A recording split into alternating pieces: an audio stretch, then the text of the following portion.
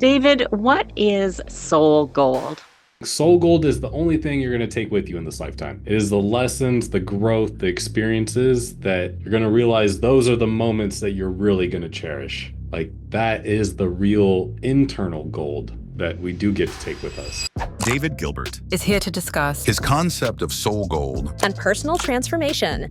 Because if you've never looked underneath the hood of your subconscious mind, you're definitely living into other people's belief systems. There's no right or wrong belief, but personally, there is empowering or disempowering. You start to learn more and more what's the real you and what's not the real you. This is what society says I want, or maybe my parents, or maybe a partner, instead of actually getting quiet and developing that inner voice.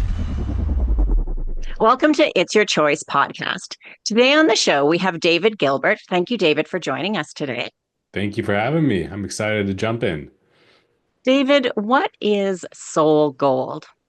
Soul gold. This has been part of my life journey. I will start off by saying soul gold is the only thing you're going to take with you in this lifetime. It is the lessons, the growth, the experiences that if you were to take a bigger perspective on your life or the viewpoint of you on your deathbed, you're going to realize those are the moments that you're really going to cherish. And there's all the material things which are great and make life nice, but it really, those experiences, those relationships and like the growth that you go through life, like that is the real internal gold that we do get to take with us. And it's often too, like when we talk with people or we've read articles of people who have interviewed and talked with other people that are in hospice, they don't have much longer to live. A lot of times they do think about those regrets, those things that they didn't do. And as you said, not materialistic things are nice, but they're never ever in those conversations.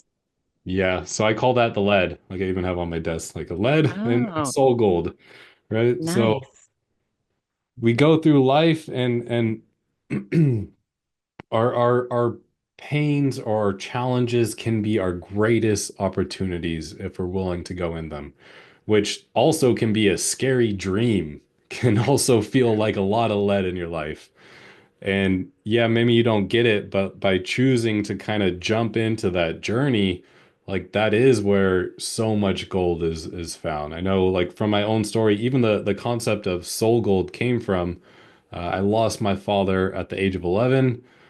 Suddenly, he was a crop duster, but he was fighting fires in Idaho.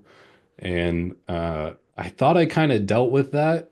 I was already an introverted kid, and then I just went really internal. And I thought I kind of dealt with that going to a counselor and stuff, but I just repressed all the emotions. I numbed it out in high school. I drank and smoked some pot to numb the feelings. And it wasn't until way later I did a breathwork journey. And it was my first like real breathwork journey is just like extended breathwork 40 minutes to an hour, almost like holotropic. And I wasn't really Mm. going anywhere. I was like, oh, this is cool, this is all right. And then there's a facilitator where we have our eyes closed and you're just breathing deep and there's loud music. And a facilitator with a big man hand touches my hand. And it just sent me back to the night I lost my father.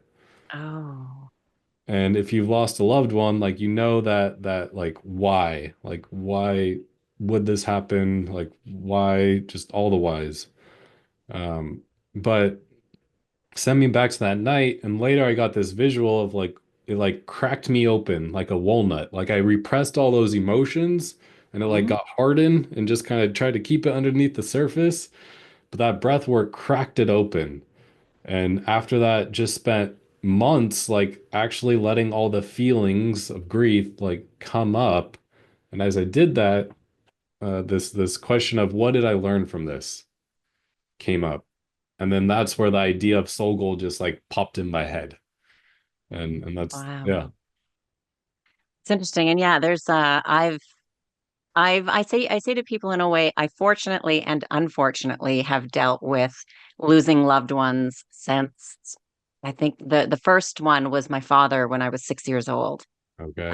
And then several friends and relatives and family members over the years. And the reason why I say fortunate is because I think now it's easier for me to deal with. And I've talked to friends who are in their 40s and 50s and have never lost anyone. And I say to them in a way, I'm like, you're so lucky in a way, but in a way not, because it's going to be so hard when you go through Yeah. that. And not that it gets easier, but it's just I know what to expect. I know how the flow of the loss and things like that go. And so there's a little bit more of an expectation in knowing how it's gonna how I'm gonna react and feel, as opposed to people who have not lost anybody ever. And that first one, it's always the hardest. Yeah, absolutely. And like what you're saying, it's never easy, but a little bit more grace. And I would say because you're coming to terms with the truth of mortality, which is not easy to come to terms with. And Right. going back to, being on your deathbed and the same with regret, like if there's something can instill into the listeners, if there's that little thing you want to go do, like that's where I sometimes say like keep the reaper in the rear view, right? Mhm. Like the more you can be in touch with that, the more the little things dissolve away that don't really matter, and the more you're like, yeah, let's just go for this thing. It'll be scary, but it's a lot scarier than the lead of regret on the deathbed. Absolutely. And I think too, things generally they aren't as bad as what we think. Like for some reason, if we're trying to make a decision to do something, and I'll use a friend of mine for example. She got laid off work and she's thinking about being self-employed and doing some stuff that she loves doing and she's good at, but she's scared to take that leap. Right. And I said, what's the worst? Like, the worst thing that's going to happen is maybe you end up not liking it as a job. And then you can go back to work for someone else. But I'm like, you're Yeah. not going to physically hurt yourself. You're set up okay that, you have time that you can try things. You can get a temp job if you need to, but you're doing pretty good. You're doing better than most. So like just try. And she's like, I know. And I said, I know what's going to happen is you're going to do it. And then you're going to say, why didn't I do this sooner? Absolutely. This is the first part. I've called it the alchemical journey. And the first part of the hero's journey is that refusal to the call, right? Which is to Mhm. say the unknown. We are so scared of the unknown. But it's also our default mode of our brains. Like we're built to search for uncertainty and like focus on the uncertainty instead of possibility. And it is Right. it is scary to jump into that unknown, but my own experience has been there's always something that's going to fall in place after you do. So it's that courage to take the leap. Not to say it's always the easiest, but yes, jump in. Right. And a lot of times you're right. It's not easy because it's the unknown, but in a lot of cases, most of us aren't building a new path that no one else has ever taken. Yeah. Right? Like there's very few times when no one else has ever done this before. There's always people that we can kind of follow or watch or read about or see how those things worked and then figuring it out for ourselves. Because even if we follow somebody who's super successful and everything, because our life experience is different and who we are is different, we can't think that if I do all the steps that that person did, I'm going to have the exact same outcome because there's still the me part of it, and that's going to make things a little bit different. Yeah, yeah. I always love to remind people, your story is so sacred, your unique history, because you are the only one in the infinity of eternity that will have the same story as you.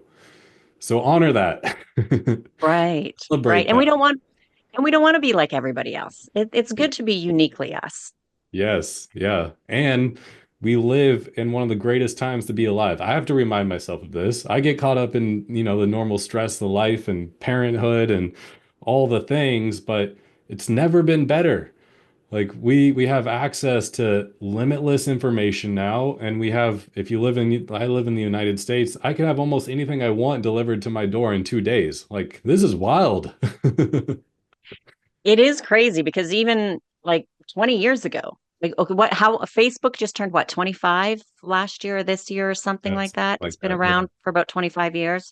And I remember a time before Facebook was around, before the internet was around, before even like before cell phones. I Yeah. remember when my mom got one of the earlier cell phones and it was this massive thing like the size of a brick with a huge antenna on it. Yep. And so, yeah, it's so much easier now to get information, to learn how to do things, to try things. But we also have to be aware now, we need to also be a little bit better at discerning good information from not good information. And Yes. and again, back to the just because it worked one way for someone doesn't mean it's going to be the exact same for me. Pardon the interruption. If you're liking the show so far, please like and subscribe and hit that notification bell. It really means a lot to me. It helps grow the show and the channel and to the show. Yeah. And that's where I just call it become the alchemist of your life. But like, how can you get the tools to embody, which you can go into energies of like the inner masculine and inner feminine, right? Intuition and clarity and courage. And how do you bring those together so that you can practice that muscle of discernment? It's a muscle and it takes practice sometimes, or sometimes maybe you're naturally intuitive, but how can you cultivate that? Because now we live in the sea of endless information and like things like deep fakes. So the Oh, yeah. beauty, the challenge and the beauty is it's time to develop that inner knowing, that inner gnosis or discernment. Because now it's like there's too much information. Mhm. So how do we figure that out? How do we work on it? Because I know for me, when I have what I call like my gut instinct, when something just tells me I should do something or I shouldn't, I do my best to follow it each time. And then the times that I don't, it comes, I'm like, dang it, I knew it. I should have listened to myself. And I find though, even with little things, and it has started with little things, that the more often I listen to that gut instinct or intuition, the more often it kind of comes about and the more often I'm right because it's not always right. There's times that things haven't worked out, or at least they haven't, I shouldn't say that they were wrong, but they just didn't work out the way I anticipated. Yeah. Yeah. So I think that's step one. Like I don't know. I feel like most people have felt that feeling before. Mhm. Now, I'll share a little bit different perspective of what I call the alchemical journey. First, part of this process of getting to know yourself on the deeper levels is getting to know the unconscious parts of yourself. So the first phase of alchemy, which is really the art of transformation. So when you apply it to personal transformation, getting to know the first phase is the black phase. So getting to know the unconscious part of yourself, which is like the belief systems, right? What Mhm. beliefs do you have and why do you have those? Because if you've never looked underneath the hood of your subconscious mind, you're definitely living into other people's belief systems, right? So by bringing those to the surface, you can start to understand, oh, this is why I believe this, or this is why I feel this way about myself. And then as you start kind of that awakening or inner journey process, you start to learn more and more what's the real you and what's not the real you. And then you get to strengthen that sort of discernment of, okay, yes, this is my gut and what I want versus, no, wait, this is what society says I want, or maybe my Mhm. parents, or maybe a partner, like, instead of actually getting quiet and developing that inner voice.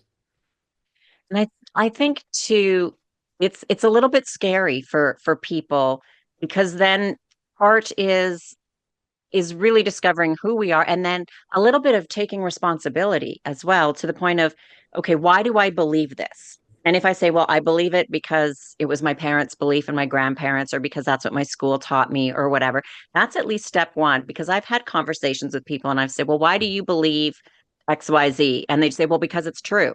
I'm like, mm, maybe not. Like a lot of beliefs I think it's not about true or right or wrong because I've had conversations with people who believe the exact opposite of me.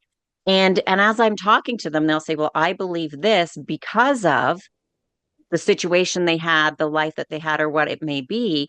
And through long conversations, it's been, I'm not here to change your mind. If I had your life, I would believe exactly what you believe.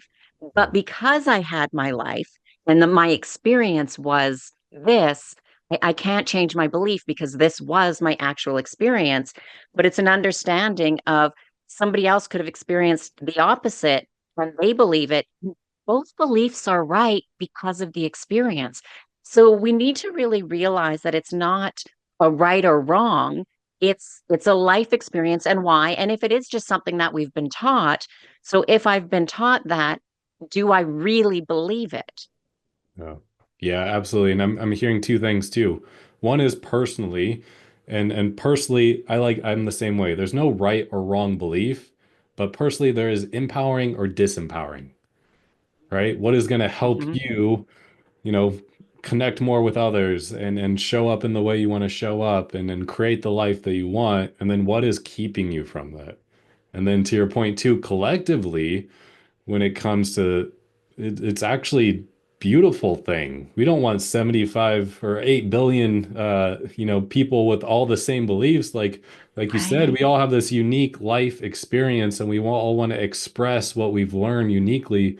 So by tapping into that, you can start to appreciate, wow, you have the total different viewpoint than me. There's probably some truth in the middle. And Mhm. who's to say what, exactly is right or wrong, but we can appreciate that you have an entire different perspective of the universe than I do. And that's amazing. Right. And it really, I think it just makes us more open and more understanding and having kind of less anger or resentment, or you could even put like racism in there or sexism or like all of those things if we could put ourselves just in the understanding of somebody else's shoes. And that is what we need more than ever right now. More Yes. Yeah, we do. understanding and being We open. do. Hmm. And it's um because again, there is no right or wrong. It is experience. I mean, of course there is a right and a wrong. I mean, Yeah. I don't want people jumping on that. Yeah. But Harming when each we other when we and all come, those things. yeah, yeah, and when it comes to beliefs, then we if we have to look at why we have it, and then um, do I want to continue with it? Do I want to change my belief? I can change my beliefs and my opinions at any time. Is it, like I said, like, is it serving me? Is it helping me to be the person I want to be? Is it serving me in a way to be that person? And if it's not, then to change it. And not saying that you're just going to all of a sudden, I don't believe that anymore and change it. I mean, some things maybe, but other Mm. things are going to take a little bit of work and a little bit of practice and doing maybe a little bit of digging and research and finding out more information and then deciding what serves me best for the person I want to be. Yeah, absolutely. And understand like you're made up of these patterns. So some of these patterns you can just change overnight, and some of them have been with you your entire life. And you get to kind of work with them and transform them into what you want. And to highlight what you said before too, it can be scary because being owner of your beliefs and your internal reality does mean responsible, like you're responsible for that. You are the creator of that. And it's not really easy. Actually, it's not possible to be the creator and the victim, right, of your own internal reality. So Right. you do kind of have to take that leap of ownership to if you want massive transformation, but on the other side of that transformation is true freedom. And Mhm. that's the sweet spot I love to focus on. Yeah, and I think too, when we go through that, it's like it's so empowering and it's easy to be or to say to somebody, yeah, I used to think that. I used to have that belief. I used to think that, but I've changed my mind. And we can just simply change our mind. Or in many things in life, we have find out through with science and technology and things have changed. Things that we have believed to be true when it like in the medical field or in space or like all kinds of places that we thought was once true, now we've realized that it wasn't true. So at that moment it was. And so we need to realize that for ourselves that we can have that belief. And at that point in my time, that was the truth and that was my belief. But I've gotten older, I've changed, I've done some research, I've had different experiences, and I can change my beliefs and change my mind. Yeah, yeah, it's such a thing to highlight because it's so easy for us to put each other in boxes and see Mhm. us as static individuals. We're dynamic. Like, Sally, I know the one thing about you is you pooped your pants once. I did more than Yeah, once. I hope you don't identify as somebody who still poops your pants, and I so did I. don't. And people don't tell me, oh, it's David the pants pooper. But that was truth. Like we know Yeah. that, and even our memories, it turns out they're not always as true as we make them out to be. It's our perception of an event, and then how we store it isn't always accurate. But we are dynamic beings. We're always evolving. We're always changing. And we love to put each other in a box of who they used to be, as well as ourselves. And then that's one of the biggest limiters to change because you're like, oh, I always been like that. I can never change. Oh. No, you also used to poop your pants and you didn't know how to walk, and that was impossible. But now you're walking and talking, so you could do a lot of things. Pardon the interruption. If you're enjoying this episode and you're someone who values performance, clarity, and personal growth, then you're going to love my Mind Matters weekly newsletter. Every week, I send out a quick, powerful piece designed to help high achievers like you master your mindset, upgrade your habits, and lead with more clarity and fulfillment. It's not fluff, it's science backed, actionable, and easy to digest. It as your weekly reset button to realign with the leader you're becoming. So if you want to go deeper than what we've covered here on the show, then head over to www.sallypederson.com. That's me, and subscribe. Your next breakthrough just might be one email away. Now back to the show. It's true. And I've heard it so many times of people, they'll be talking and saying, well, it's just the way I am. Or, they talk about somebody else, oh, that's just the way he or she is. And when I hear that now, I always say to people, I'm like, no, it's not. It's a choice. Right. It's a choice to be that way. And you don't have to. If you choose to, like I have a friend of mine, and she is very sensitive. And she knows it. She's like, yes, I'm an overly sensitive person. I can't help it. It's just the way I am. And I always said, I'm like, no, it's not. It's a choice. You can choose not to be overly sensitive. Now, if you know that you are and you're okay with it and you want to be that way and you're accepting of it, then that's fine. You choose to be that way, but don't say, I can't help it because it is a choice and you can become less sensitive to things. It's not going to be easy, but it is a choice. Yeah. At the firm, we have a saying for that. Everybody says it is what it is. And we take them through this exercise, and then the kicker is, and it's exactly the way you want it. And it's sometimes hard to Ah, like really let that, oh yeah, everything in your life is the way it is because that's how you've been showing up. But to add to that, and you can always throw in up until now. I've been this way up mm, until now. So that's what I've been right. up until now. And how do you stay in commitment to integrity of who you're becoming and give grace when you fall back into old ways? And we're going to when we go through change. Yep.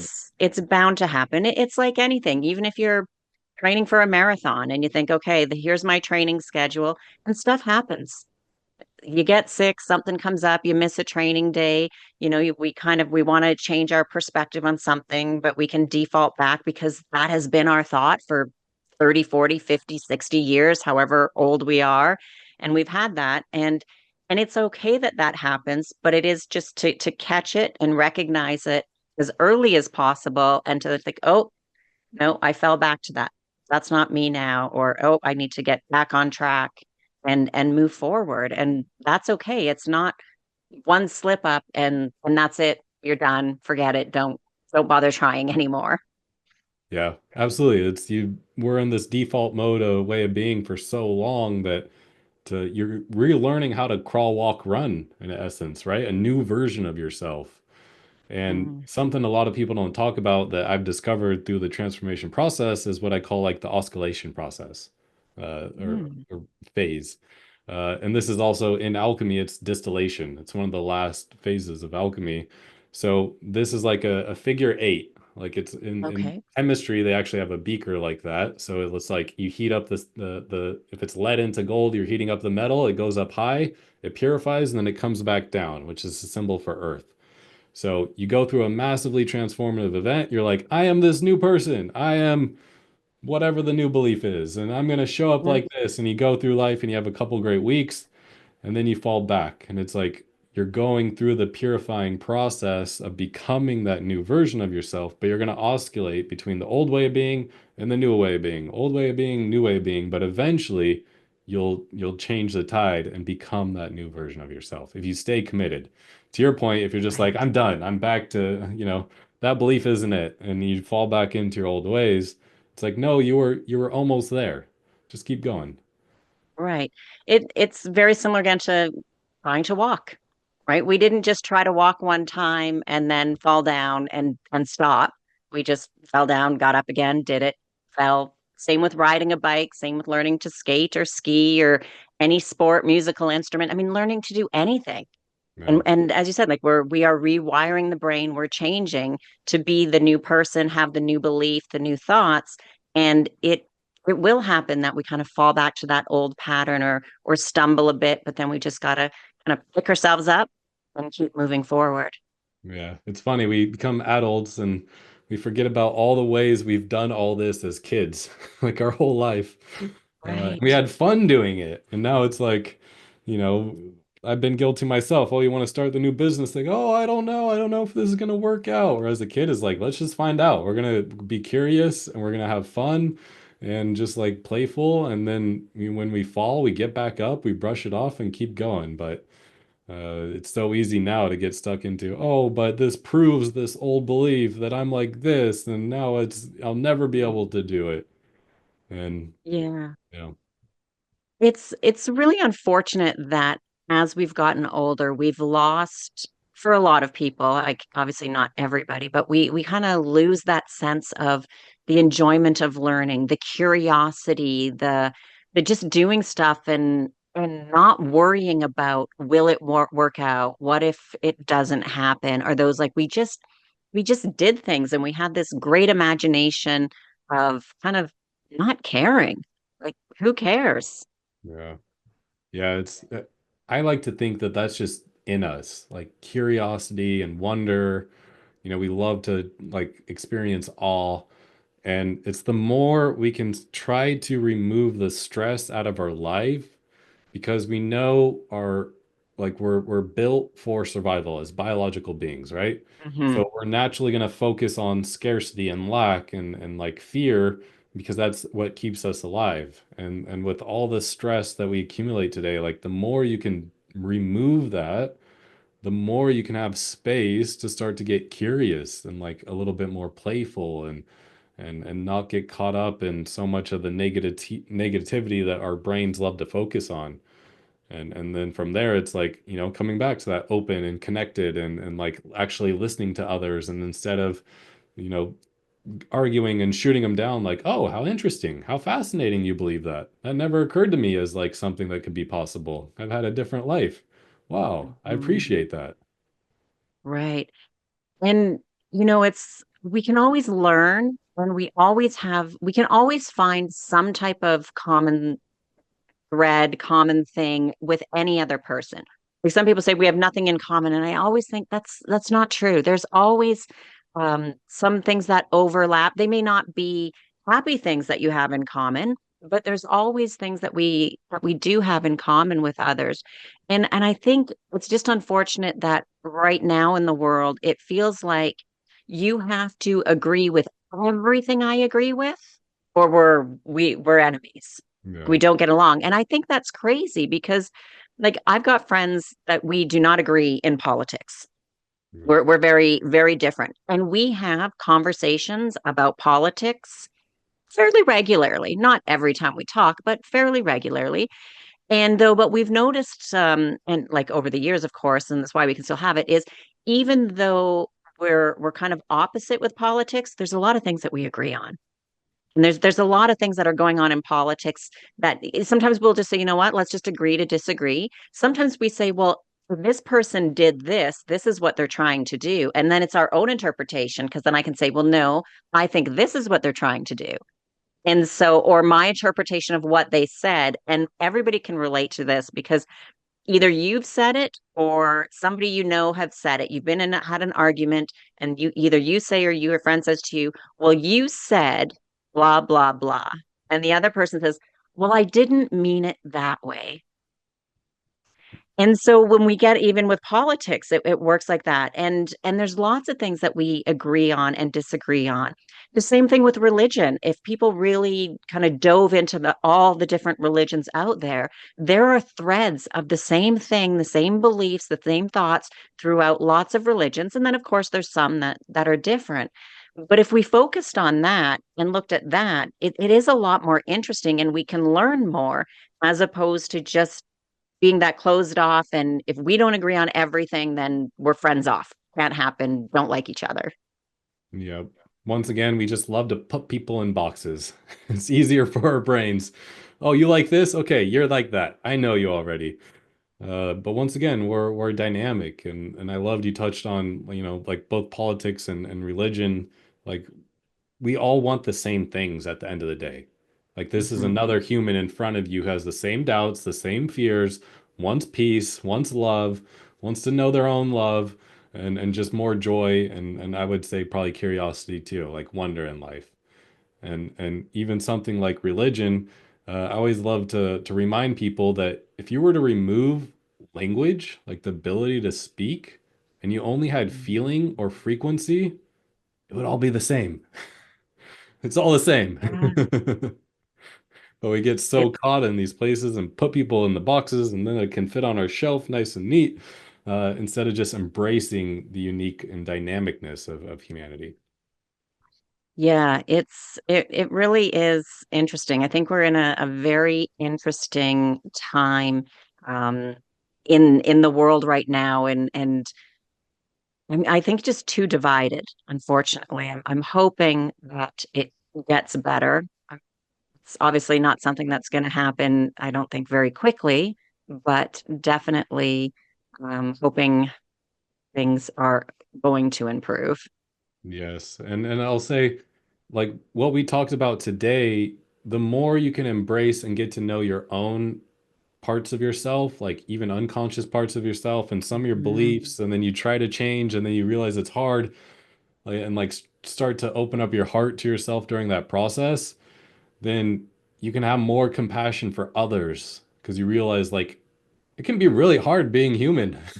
Yeah, it's true. There's so much Absolutely. going on, and like it's so easy to like shut down and disconnect from everybody around, and like not want to be open and like connect with more people when that's what we need more than ever, to your point. And by looking inside you can start that process and have more compassion.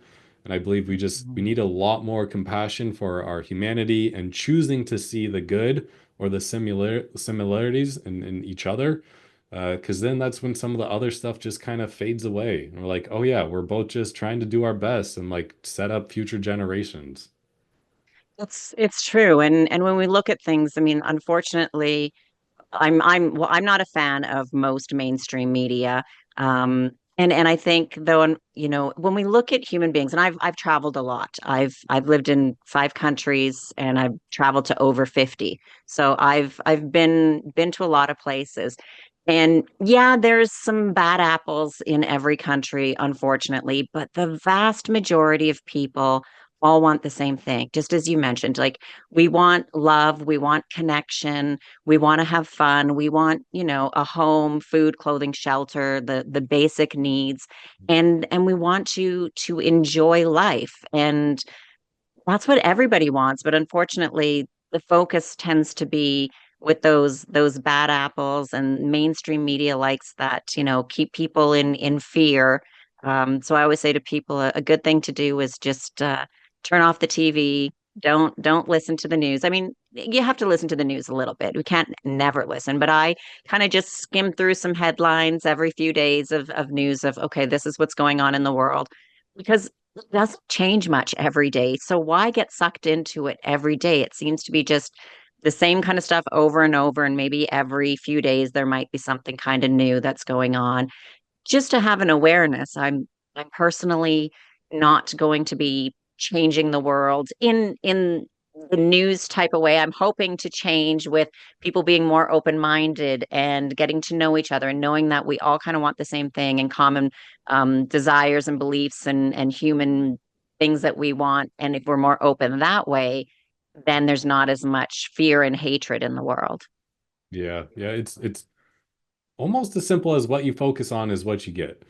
Right. So, like an exercise I love to take clients through is like what energizes you and what drains you. But I haven't made this association here. Like, what is stressing you out, or in other terms, like putting you into more fear, and what Hmm. is not. Like, I had it was a friend who he was having trouble sleeping, but come to find out he would have the news playing at night to help him go to Yep. sleep. And it's like, hey, dummy, you're taking that fear in and subconsciously, which is another discussion while you're sleeping. So what if you tried something that's like uplifting, like something maybe along with Hmm. your religion or makes you feel good? Because if you focus on too much fear, you're going to start to see a lot of fear. And I think we know more and more people who just get isolated in their homes and are afraid to leave. And it's like, the world's not as scary as the media is making it, portraying it Right. as. So just being able to acknowledge that and also acknowledge once again, our brains are wired for uncertainty. Before a tiger would jump out of a bush, we got to be ready for that. And today Hmm. we see that as, the news like is triggering that same place within our brains. So how can you come back to the removing, or you don't even have to remove it, to your point, headlines, less of that, more Right. of the things that fill up your cup, especially if you have a lot of anxiety and you want more peace and joy. For sure. And I agree. What we look for, we find, or even what we watch. And I mean, a prime example is music. If you're listening to music, how music can lift you up and put you in a better mood, or you're listening to some other music and it can make you a little bit more sad and have that feeling. Same thing with TV shows. I know for me that I don't like to watch scary movies. I never have. They've not been my thing. But even as an adult, I've realized if I would watch TV programs. Like my mom used to watch a show, like I don't, it was about murders and like criminal activity and just stuff. I was like, and I'd always be like, Mom, why do you watch this? She's like, Oh, it doesn't affect me. I'm like, but it does. It's getting into that subconscious level. And I know for me, for some of those shows, whether it was probably within 2 weeks, if I watched a show like that, within 2 weeks, I would have some type of weird dream. And I was like, what was that? And I would know. I'm like, oh, that's right. Because I saw that episode of that show and that's what happened. So therefore, I'm having some weird, crazy dream that is very close to it or loosely related to that program. And so I always think now, whatever I listen to, whatever I read, whatever, like I don't even really watch TV, but if I'm going to watch a movie or something, like I want good, happy, funny, fun things because that's where I know my subconscious brain is going to go and it will affect me whether it's in my dream or my thought process. Like it leaves an impression. Yeah, yeah, absolutely. And to wire it or to boil it down again, it's your brain focuses on your fears and your goals. And like television, it's in the name, right? Tell a vision. So Mhm. the more I've worked with higher caliber people, like the more I realize the importance of vision, and everything comes back to vision. So if you're and this is how we perceive reality, we take in and then we connect with our imagination to other people's visions, and we see this through our mind, right? So if we're literally letting these different visions and you're not aware of what visions you're taking in, you are taking that into your consciousness or your brain. So the more you become aware of that, it's is this like really helping me and uplifting me, or is this instilling the fear, or like I'm not sleeping good, or I feel a lot of anxiety. So the more you could focus on the goals of what you really want versus the things that put you right back into survival mode, the more you can have a more joyful life. Right. Right. And that is because I've heard because the brain doesn't know the difference between reality and our vision. So like if we meditate and we really get that feeling behind it, not like the vision is good too, but that feeling Mm. and it doesn't really know the difference that it's not factual and true when we have it. And an example of that would be if you're watching a scary movie and you get scared. We know it's not true. It's a movie. It's made up, but I still get scared. And then I'm like, what's that noise? What's that sound? And I know it was just a movie and it's not true, but it still freaks me out. And for the next however long, I would be like, every noise and sound in the house, what is that? And so Yep. that's why I just don't watch those shows anymore. Nervous system activated. Yeah, Yeah. absolutely. Yeah. And just to touch on the power of visualization, it's to go really deep for a second. We get so focused on, oh, if we change, we're going to have these things, right? And we got to do these things to have these things. But what's underneath that is being. So what I'm getting to here is you can flip the switch where we expect if we have the things, we're going to feel a certain way and become a certain way. But if you really understand what you just shared, that no, through imagination of a vision and feeling like it feels real to us, it becomes a reality. You can actually have the experience of things before you physically have the things or go be successful in the business or, a parent or whatever you've been chasing towards. And you can have that feeling internally and then not as so many millionaires and billionaires find out you can have all the money in the world and not be happy. So you can Right. find that within yourself, that experience you're looking for, you can actually experience with the power of your mind. Tell the vision internally, and that's how you Hmm. become powerful. Absolutely. Absolutely. David, tell us a little bit about your book that you've written. Yes, it's called The Alchemical Journey, The Ultimate Quest for Inner Gold. This is, I've learned my tattoo sleeve, long story short, I got them at different phases of my life. One was going to be a St. Michael tattoo. The tattoo artist said it wasn't going to look good, so I drew a new picture. One was a pilot's license. Every man in my family has had their pilot's license. And then there's another Dia de los Muertos, which was originally going to be a girl kind of ode to mortality, where we started. Uh, Mhm. I picked up The Idiot's Guide to Alchemy, and my tattoo sleeve tells the three phases of alchemy exactly, down to the symbolism of a black dragon, white rose, red roses.